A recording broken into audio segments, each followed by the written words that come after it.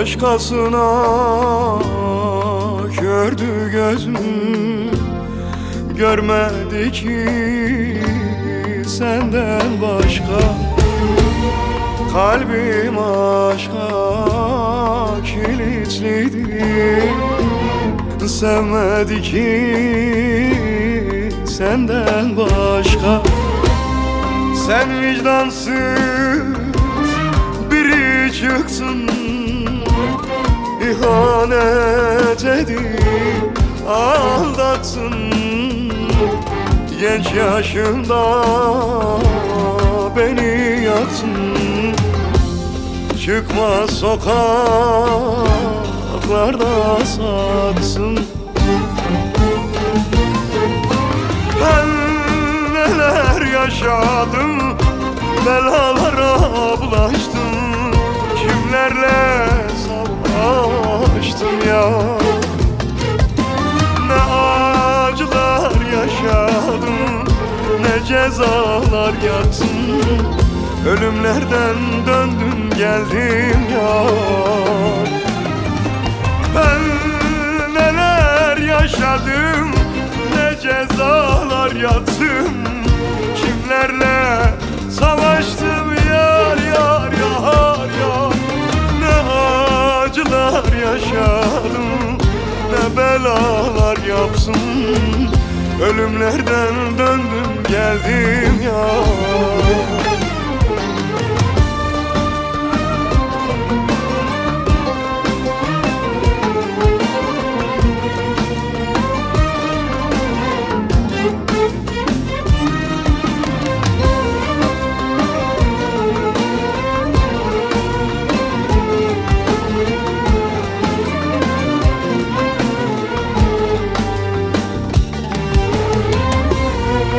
Sana bağlıydım kalbimle, canımla, bedenimle. Kurşunlara göğüs gerdim, seni sevdim ölümüne. Sen vicdansız biri çıksın, İhanet edip aldatsın. Genç yaşımda beni yaksın. Çıkma sokaklarda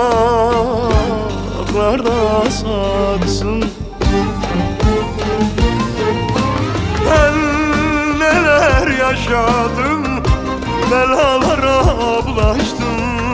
Kimlerle savaştım ya, ne acılar yaşadım, ne cezalar yatsın.